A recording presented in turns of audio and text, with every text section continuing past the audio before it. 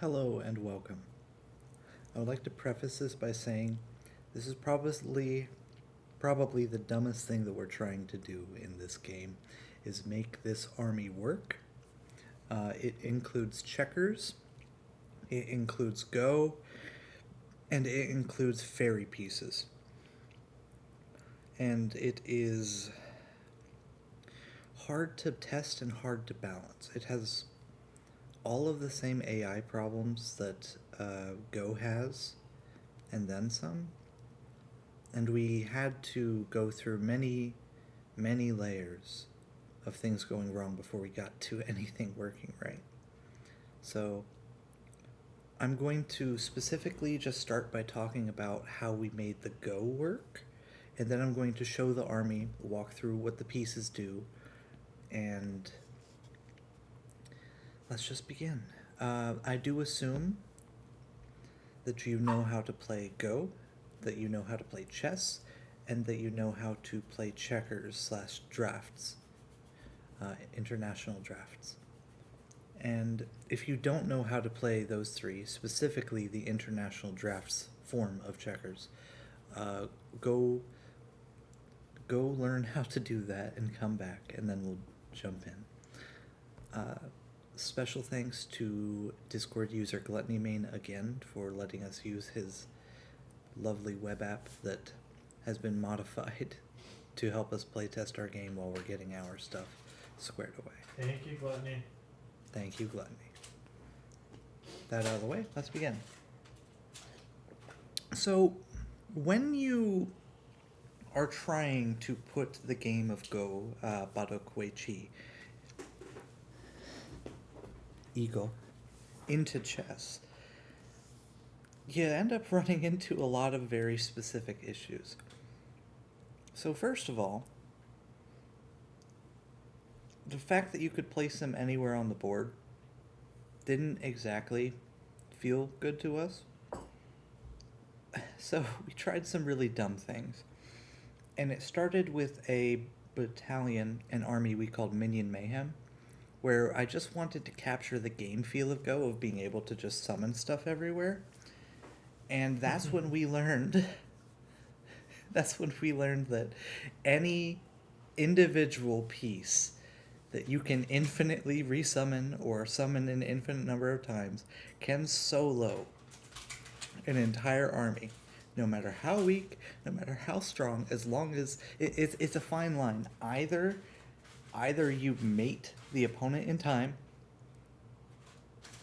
or you just win, or you just lose to it. And it's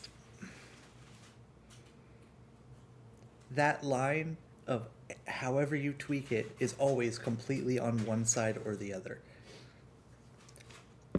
So we had to relearn this lesson in like this special specific case where we were trying to tune it for something else later, and it got doubled down on when we were testing shogi. But that issue is very present, and that includes, to an extent, armies that include games like Go, or ideas of them. Because, how to say, when you're just able to summon these things with no repercussions, eventually you can build up enough of a force or a problem to potentially just kill everything, or specifically kill the enemy king in a one fell swoop. And it took about, I want to say, 6 years for us to realize that it applied even to the weak little ghost stones that can only capture by surrounding. But after Minion Mayhem failed, another army failed, which was specifically our attempt to implement just drafts as an army, where you just have a bunch of checkers and you're trying to fight the enemy. They have to kill all the checkers, and you have to kill the enemy king. That was another terrible idea. Like, this is going to start with just like a series of me talking about really bad ideas that we had early on, and eventually we'll get to something amazing because we didn't stop trying to make it work. Um, and this is the type of thing we've done which has caused me to learn the most. Uh, just trying really stupid things and ending up regretting it, but learning.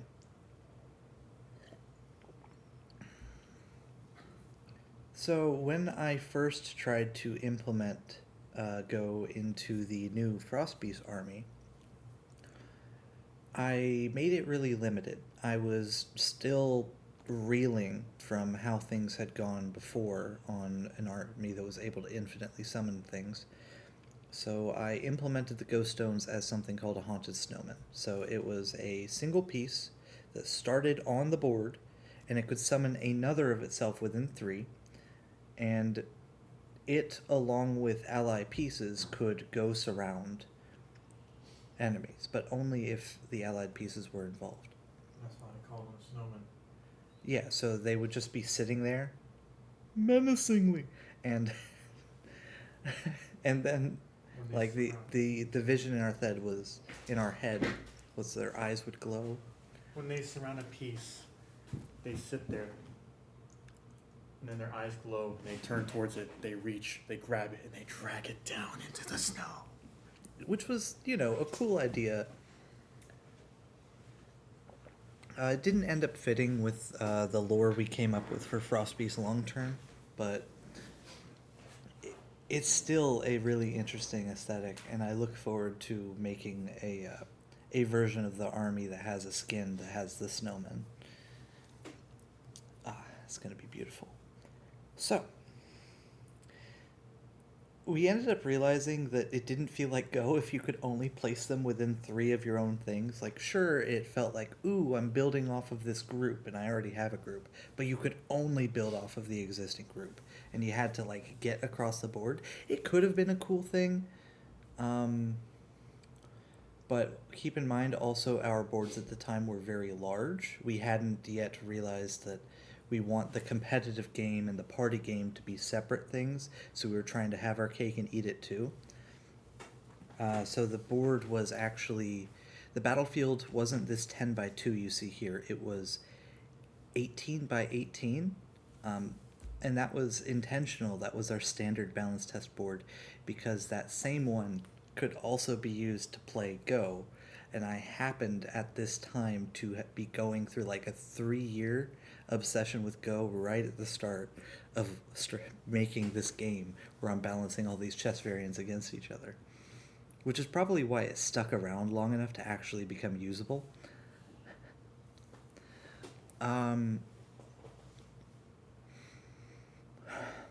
So we removed the restriction on only being able to place them within 3. And we were able to place them everywhere after that. And they still blocked movement, which they wouldn't later. And basically you would make these impenetrable walls, and you'd play really defensive, at least we thought. And it would be this slow, grindy army where sometimes you could guarantee draws. And the tournaments that we ran while we were in high school, that was exactly what I specifically did. Is I would gain a lead in the match using some other army, something really aggressive, like at the time Twin Suns or Holy Empire, and then I would pick up one of the armies that was really good at defending, either Shoguns or Frostbeasts, but I preferred Frostbeasts because you could guarantee the draw rather than Shoguns, where you still had to prove that your defensive advantage was enough and then turn around and still win. So that was how it went. And the idea was that it was balanced because you could blitz through the defenses fast enough and just attack the army at its source and get into this really sharp game. And if Frostbeast is trying to play for the draw, they definitely have a bit more of an advantage, but it's not set in stone. And a few other changes happened, which I'll talk about later, to the rest of the army a little bit. I'm not going to touch on it too much. And we tested a lot of things, but eventually I joined the military. And while in the military, I met several individuals who would come to fall absolutely in love with this army. But the very first one is now my business partner, Nathan Eugene Schubert, who, by the way, as far as we can tell, is one of the strongest Titans Battalion players in the world right now, and is definitely the strongest Frostbeast, this army, the Go Army, player in the world right now. And what they figured out after sitting with the army for 2 games was that you could drop the Go Stones inside of enemy territory around their stuff and just slowly build it up while applying pressure with other pieces. So you make the opponent turtle up and defend, and you fight a little bit, and once they're on the back foot, you start placing Ghost Stones, and you start placing Ghost Stones. But the idea at the time, like the meta, was that, okay, I could just make a group with 2 eyes. You can't kill my king this way. But what happens is, also at the time we did have a rule where the king couldn't capture Go Stones, so that you could have a Go endgame or a Go fight matter in an endgame. So anytime a piece that was orthogonally adjacent to the king moved, or diagonally adjacent to the king moved, because keep in mind in chess, that king starts completely surrounded. So if you move this, the opponent summons a Ghost Stone right here, and you just make sure it's trapped. And even if you kill this on the next move, you place another Ghost Stone here. And eventually, Ko would apply, but you would take that opportunity to make some kind of move that applied more pressure, right? And if things kept going back and forth,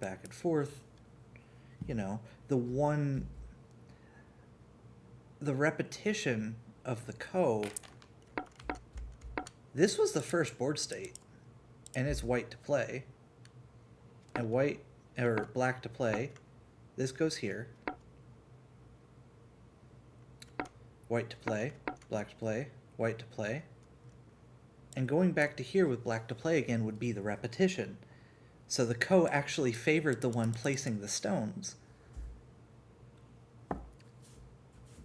which meant that you couldn't really... You always had to keep one of usually these 2 pieces, or even just never move this e-pawn in order to get these out.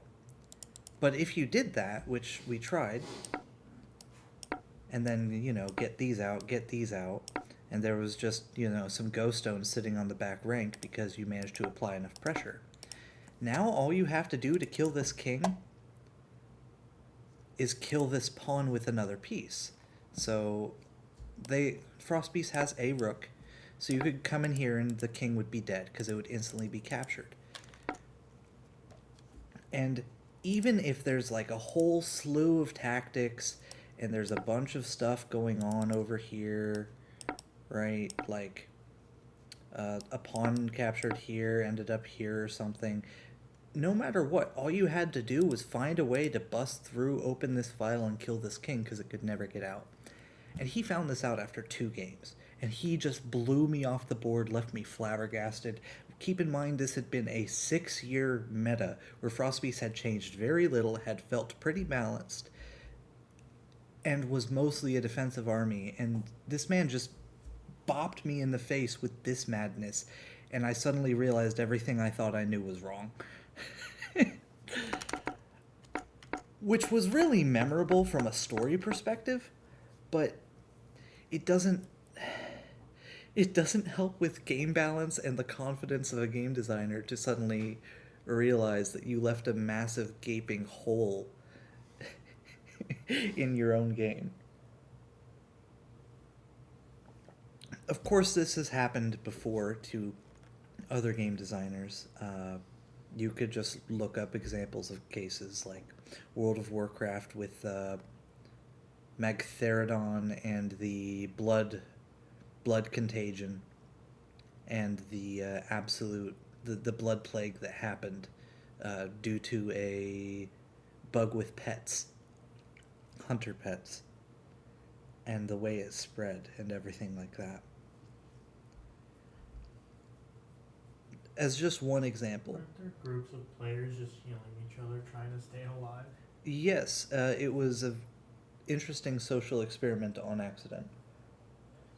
It was massive. So that kicks off the modern era of Frostbeast and a lot of the modern era of the game design, because that's when that chain of events kicked off me being forced to redo balance testing, now with another really competent player who eventually became my business partner for the game company that I own. And with that being said, let's talk a little bit about Frostbeasts themselves. And the Ghost Stones nowadays, let's cover finally after all of that story how we made the Ghost Stones work. So, if you could just place them on your own, we had an issue.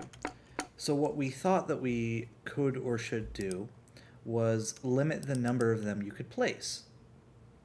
And it turns out that that number, if you wanted to do it that way and it feel balanced and fair, is actually pretty low. So we, at the time, you could also, once you placed a ghost stone, you could then, since you had a limited amount, move them around afterward, which created tons of weird tactical shenanigans. And that didn't, the tactics didn't feel like Go, even though the surrounding did, and the fact that you only had a few ghost stones didn't feel like Go. So that didn't work completely.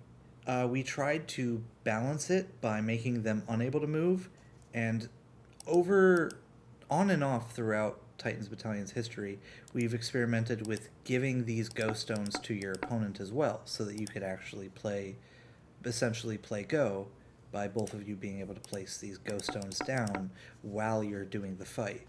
That, when it was infinite, would just lock up the board.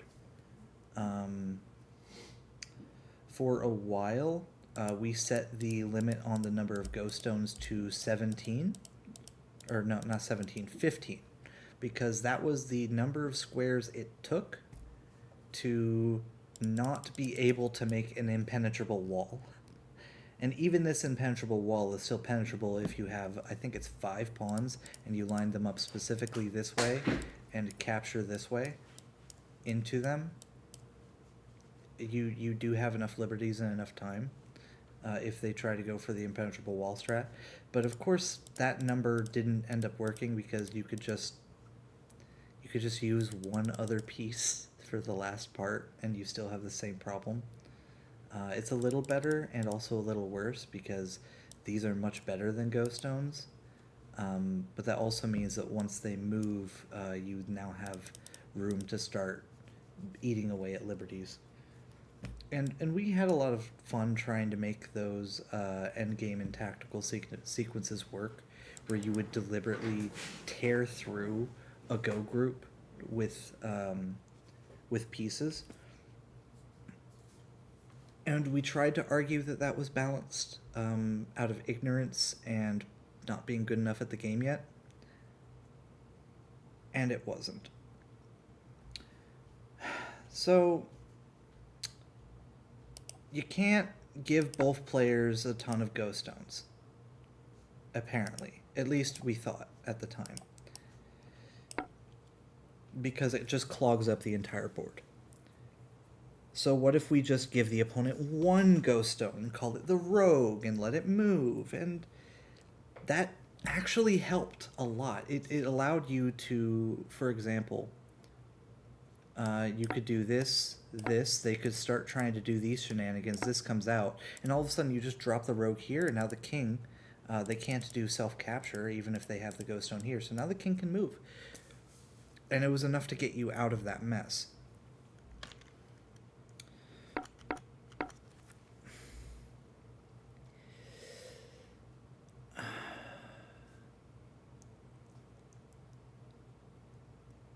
after trying lots of different permutations of those ideas, tweaking the number of ghost stones allowed, tweaking the rest of the army being allowed, figuring out how many rogues to give the opponent, and eventually coming up with a resource system that we ended up using in a different army where, oh, you only have so many of these pieces in hand, period. Which is pretty obvious. And once you place them, you use them, so you don't get them back. Or you do get them back. We've tried both of those things. Discord user Lily Lionmane actually came up with an idea that just works. Does she, like, when you give context as to her, as to who she is? Or, Yeah. They had the suggestion after watching us try to play test and try to make this work and try to play test, try to make this work for about 2.5, 3 months, that what if the stones just don't block movement and you give, and that was all the suggestion was, really.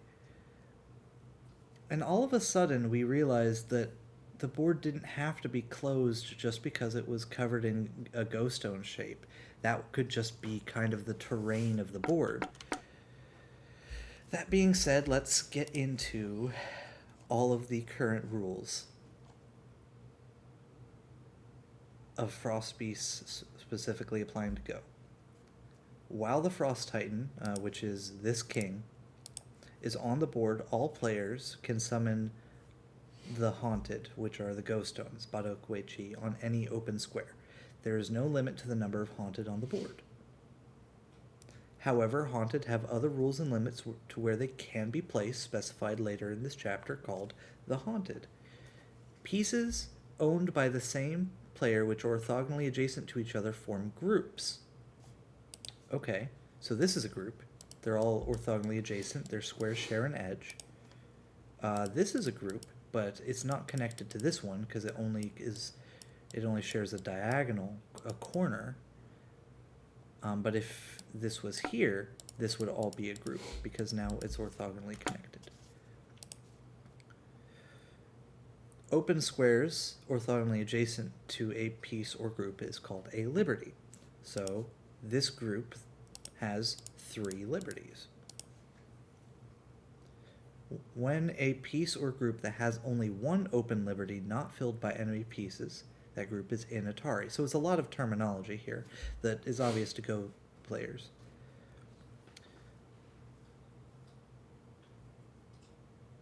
A move by the turn player which results in their enemy's pieces or group of pieces to have all its liberties filled by pieces of the opponent's color causes that surrounded piece or group of pieces to be captured. Now, this didn't used to be this way. We kept it. This was the most recent change to the Go rules. We kept it as the ghost stones had to be filling at least one of the liberty for it to be captured for a long time. But we found that actually felt less intuitive to Go players after consulting them during playtesting. And now a Go player can glance at the board using their reading, and without having to think about which pieces are what types of pieces, just looking at the color, they can know whether or not a group is in Atari, or what ghost stone placements could potentially kill a group, how many liberties something has, whether or not those liberties matter instantly. It was more intuitive after consulting a few. It was on Twitch, I believe. We were streaming in the Go section, and we quizzed like half a dozen to a dozen Go players who were around, and then we went to a few different chats to find those people.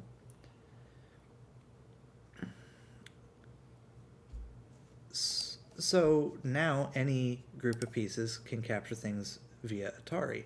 What that also means is that you don't have full context for the movement, but let's say this is here, and this pawn is here for some reason. This goes here. That piece gets captured via the rules of Go. It doesn't matter that there's not a ghost stone, right? At the end of your turn, check to see if any enemy pieces or groups of pieces have all their liberties filled by your pieces. If so, they are captured. This is slightly different from the when you fill the liberties, but it addresses odd edge cases caused by the enemy making a non-haunted move that results in potential self-capture. Because a haunted move that results in self-capture is considered illegal. So dropping a haunted here is illegal right now. But there are other times when moving these would result in self-capture somehow. And it's not illegal to do so. So you can just kill your own pieces off. Whether or not it's intuitive on how the self-capture rules works is something that's still kind of up for debate. But this is how it works right now. The king is in check while the king is in Atari. Now, this includes cases where the last liberty could be removed by the movement of a piece into the space of a haunted. So that means, despite how odd it looks, this same situation that I mentioned earlier with the ghost stones here and here, and the rook here, this king is in check. Because he can be killed by having his last liberty removed. It doesn't matter that it's removed by capturing a piece or even, here's another interesting case. Let me show this.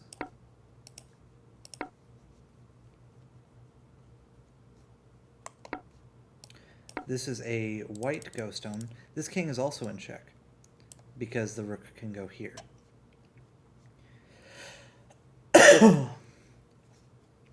And that, saying that now, it seems obvious, but it will become less obvious and then retroactively become obvious again once we get to the rest of this.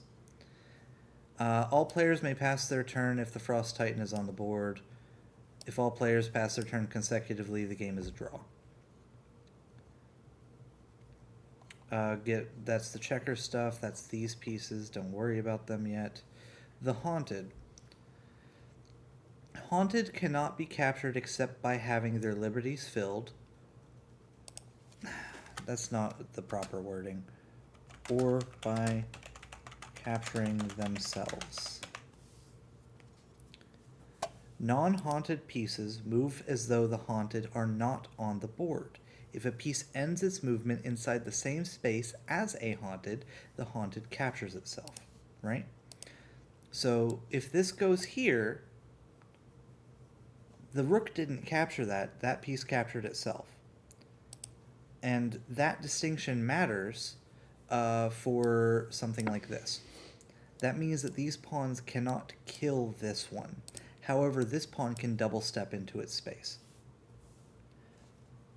And we made sure to be very clear about that. The ghost stones do not affect the movements of pieces at all, except when check is involved.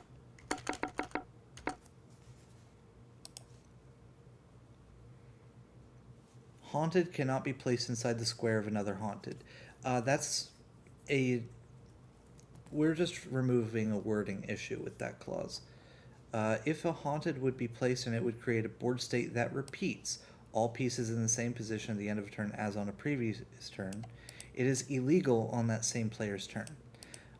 This current implementation of Co only applies to when you're placing a ghost stone down. So you only have to worry about Co when you're placing a ghost stone. Otherwise, if you're doing any other type of move, the only repetition rules that matter are our perpetual check, our threefold perpetual check, and our fourfold repetition draw rules. Which, if that sounds weird, just look up how repetition works in Shogi. We use the same rule. Haunted are immutable, meaning their abilities cannot change due to any other piece or battalion's influence. This also means that they do not go into hand when you're facing shogi. It wouldn't matter if they did, since both players already have infinite go stones, but it's still notable. And a haunted placement which causes your own piece to have no liberties and does not immediately capture an enemy piece or group is illegal. Yeah, and that's illegal self-capture. So this implementation has fascinating implications. And you could even use those same rules I just listed as a variant where you just had the normal chess army on a normal chessboard, right? And you would have Go and chess at the same time. And it ends up restricting where pieces can go and also causing really intriguing end games and mid-game tactics. And it turns out placing those stones is actually a really slow move. It's usually going to put you behind in development, and that includes with the army that we've implemented into our game here. Until like later in the game, once things slow down, around the same time of the game where forward king moves getting into the center are good, is when dropping ghost stones becomes really strong, or just in closed positions. If you manage to lock down the center of the board, suddenly placing ghost stones is really powerful because you're expanding influence and doing things without having to mess with the structure of the position.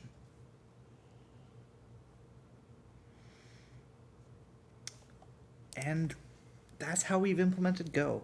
If that's all you wanted to know, join us in the Discord, mess around with it, decide to fight some, to just throw it onto a chessboard with your buddies. Throw down. Yeah. Just grab a couple of Go bonds and a chessboard and have at thee. It works, and it has... The end game I actually really enjoy, because it's very deep. The king is now, nowadays allowed, you'll notice I didn't mention it when I was reading the rules, is now allowed to capture the haunted. Not capture, but move into the space of the haunted and have the haunted capture themselves. Which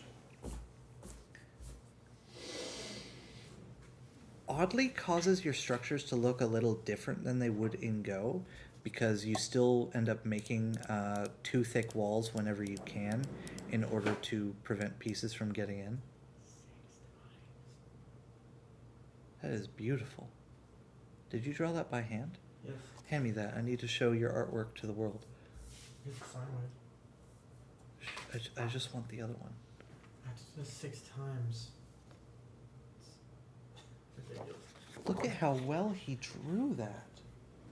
Oh my lord. I don't care if you have to do it 5 more times. I want to see more. Okay. Making me hot and bothered at 1:30 in the morning.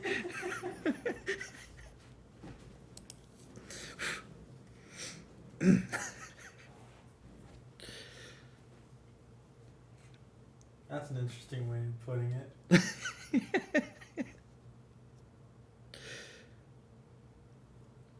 So, now we can start talking about the rest of this. That isn't even the only hard thing that we had to do with this army. So, when Wall of Bodies ended, again we had a knee-jerk reaction to an absolutely terrible idea blowing up in our faces after just a few tests. We decided that 1, those pieces were too weak, and 2, we didn't want to put a ton of them on the board again. So what we did was we took a king mover and we gave it the checkers capture ability, where it could jump and capture multiple pieces by jumping over stuff. And that piece we called the Frost Wolf, and we ended up calling the king the Frost Alpha for a while before we moved to Frost Titan and made the alphas something different. And that actually was a really interesting and decent piece. It was a bit strong. We had 5 of them in the army, just in a ring around the king, and you had to bust through a bunch of king movers. But it was a different time. The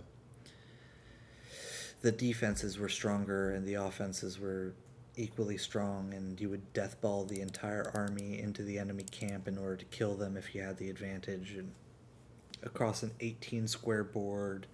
It's like playing a game of Monopoly or Risk. It took forever, but we got pretty good about making the game go fast for us. However, in the modern era, uh, that piece, eventually we split the checkers apart, the drafts, into the modern Frost Alpha, which moves as a silver general and has the checkers capture rules, so it's able to jump in all 4 directions over pieces in order to capture them, and if it does so, it is allowed to chain capture and continue doing so. And these are just straight up international drafts pieces. So they move forward and they capture by jumping in all 4. And they actually do promote to what we call the Frost Berserker, which is the international drafts promotion on the back rank, just like normal. And that piece, it turns out, is only as strong as a bishop on average, because you pretty much never get it in board states where you're able to abuse it. You always end up getting it when there's almost nothing left on the board and it just, controls one diagonal. So it's a little bit of a weak promotion, which is one of the current problems with this army. Next, let's talk about the Frost Seers.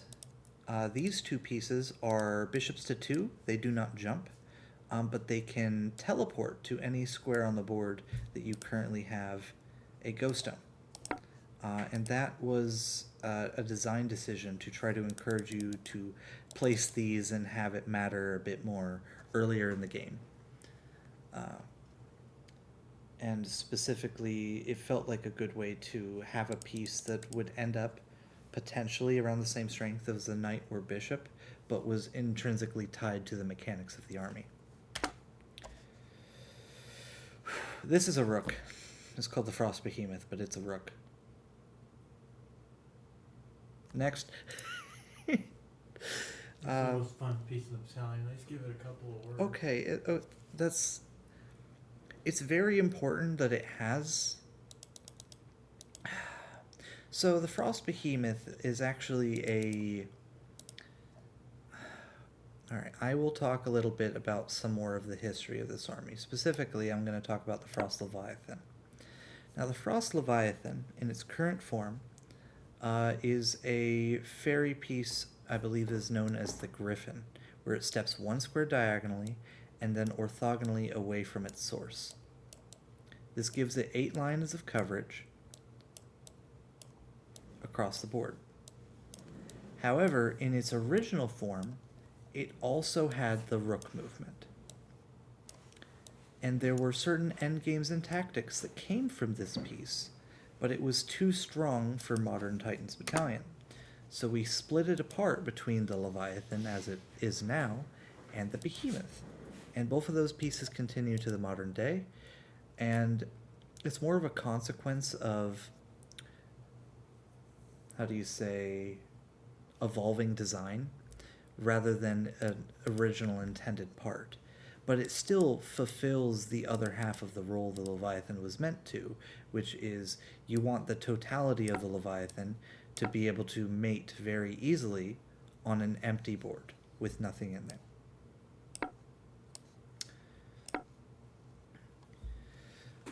And the last piece, and also the most controversial one in this army, is the Frost Dragon.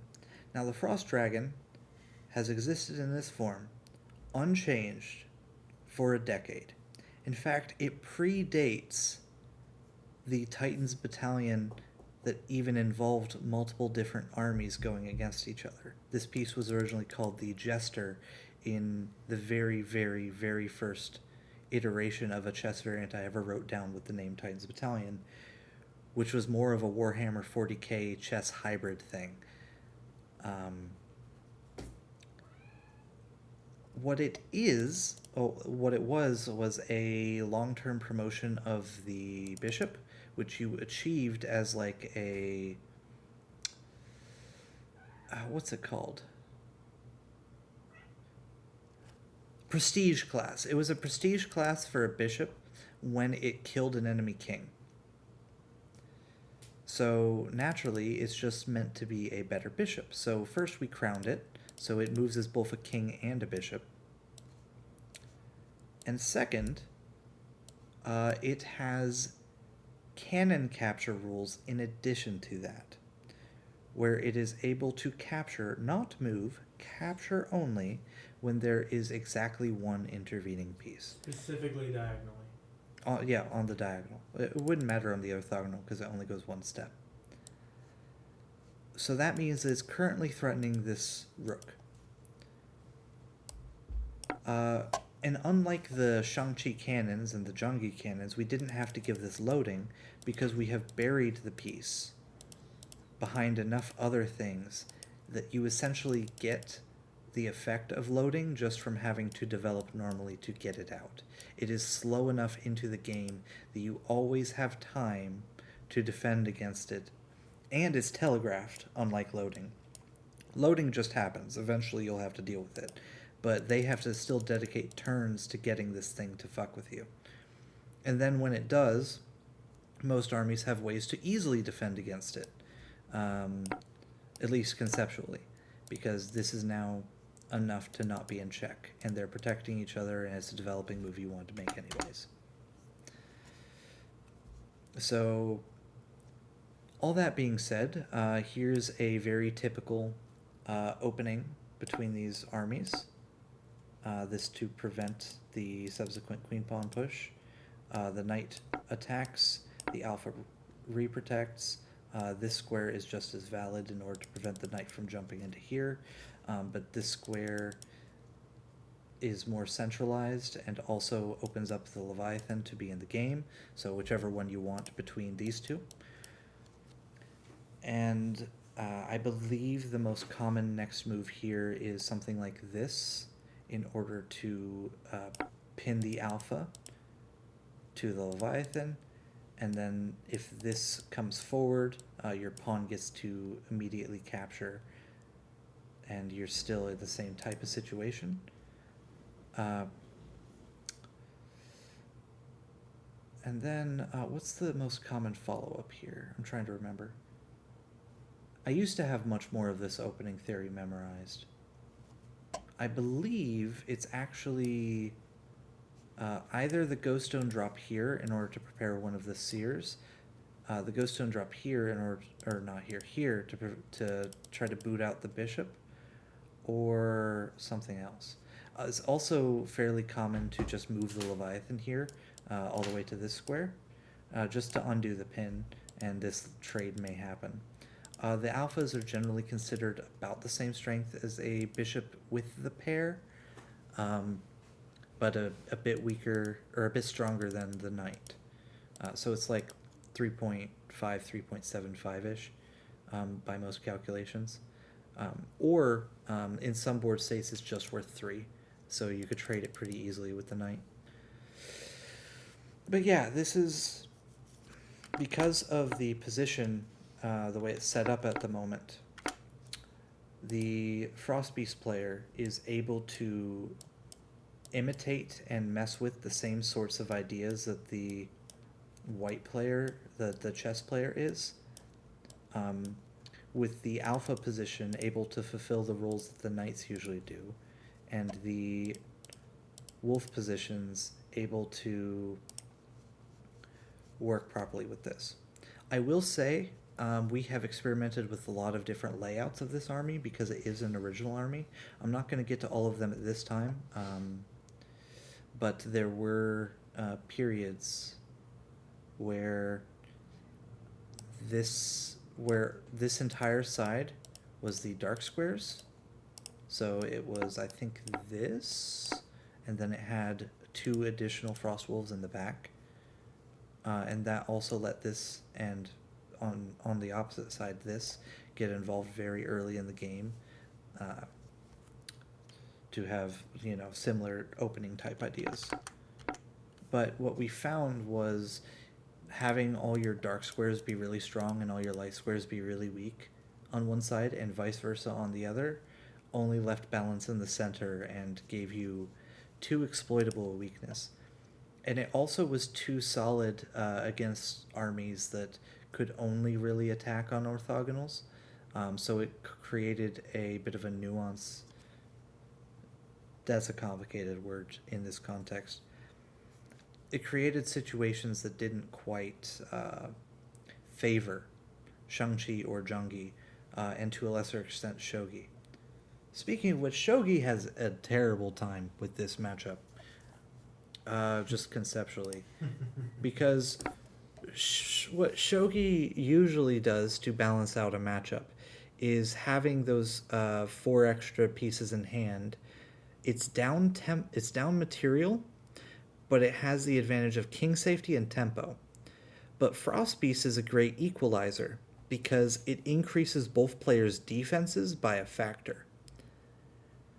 And what that does after that is, since both players are forced to have a really high defense, and that defense is really resilient against attacks from pieces in hand, the fact that we have balanced Shogi against the armies by giving it more pieces in hand means that it just ends up being a material battle, which Shogi is clearly losing.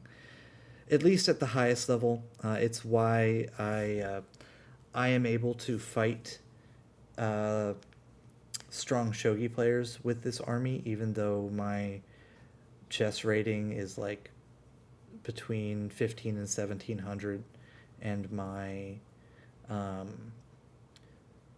Go rating is between 5Q and 15Q, somewhere in that range. That's a massive range. Hmm? That's a massive range. I play a lot more Titans Battalion than I do Go. And 5Q to 15Q is kind of just accurate. If I picked up Go right now, I'd be 15Q because I haven't played it in so long. My tactics have gotten better, though. But I used to have I used to be pretty good at direction of play and game feel, just because that's what I studied first, but I sucked at the nitty-gritty of tactics. And I've heard that that's just generally the strength of Western players right now. Like, overall, we're pretty good at the direction of play, but pretty poor at other things. Another thing to note that's really important about this matchup is you see these and these 4 light square soldiers. It's very important to see that they're vulnerable to checkers attacks from the start of the game, and that the normal moves that protect you against those things are not supported diagonally like they would be in an army like Empire, which also has the same type of vulnerability but can just go, oh, okay, and now they just don't have problems after 2 moves that are development that it wanted to make anyway. You know?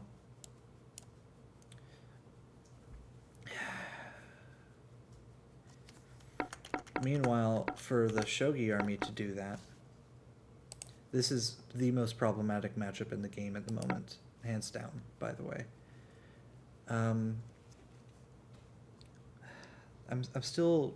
We're still figuring out what to do about this type of thing, because the fact of the matter is, the Shogi army, because we had to include drops, is just fundamentally affected by... It just fundamentally has drops at its core. Meanwhile, by including the Go army into the game, we shift the paradigm of what king safety means in just this matchup, which turns what was a drop game where you're trying to go for mate into a drop game where now you are in an attrition battle against a stronger force. And you have to outwit them on what will inevitably become an insanely complicated closed position.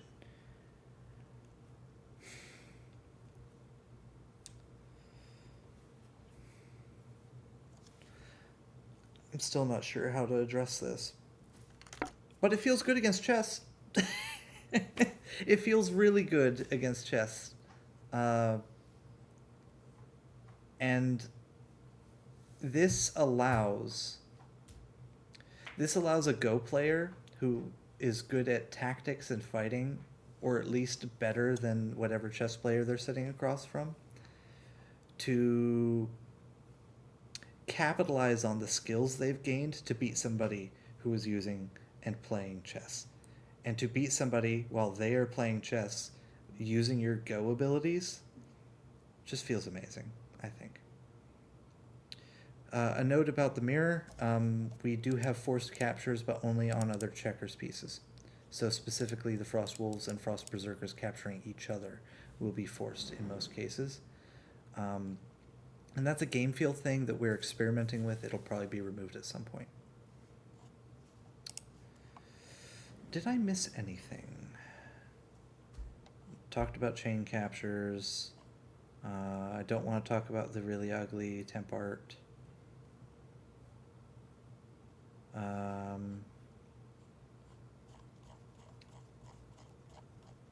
Talked a little bit about history.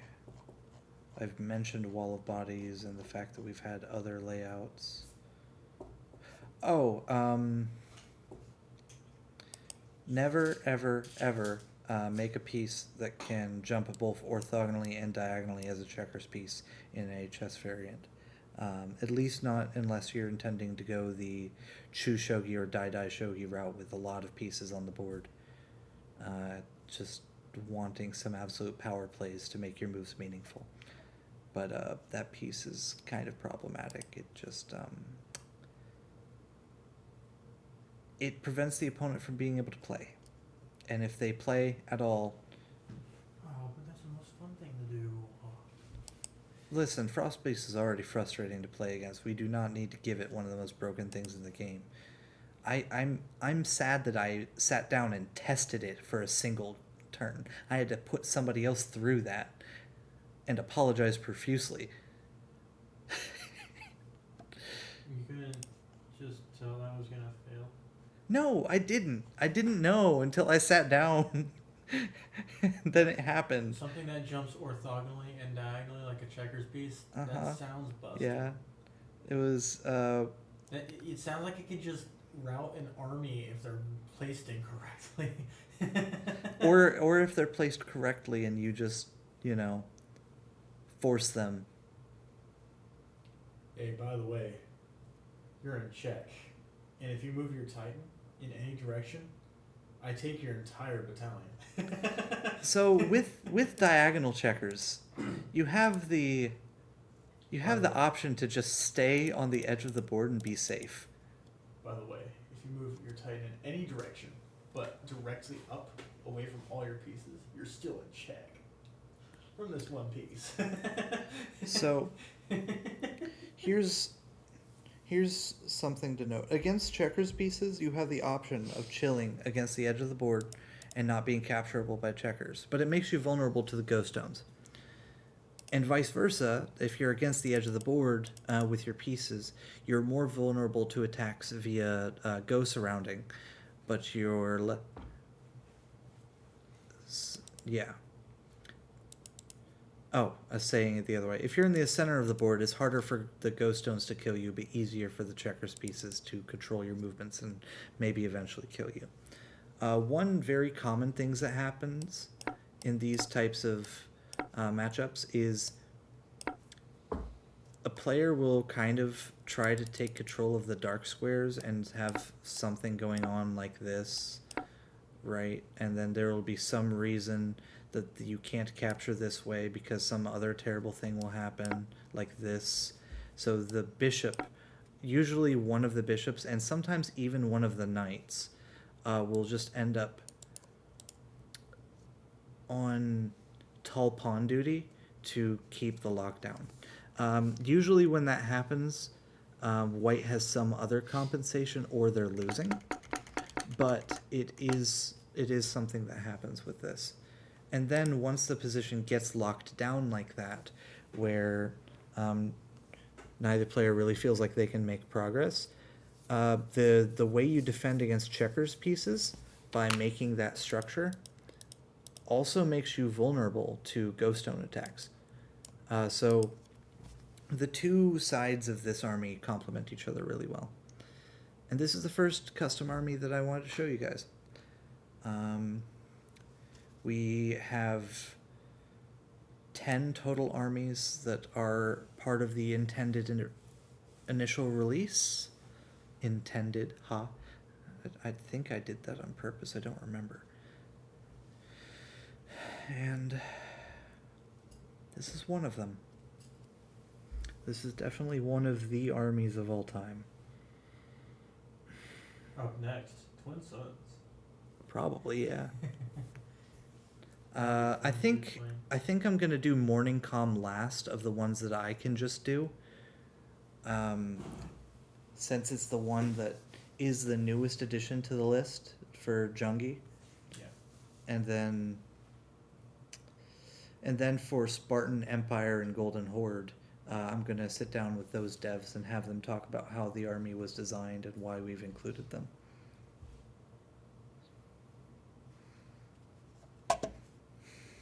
All right. See ya. Be kind to each other.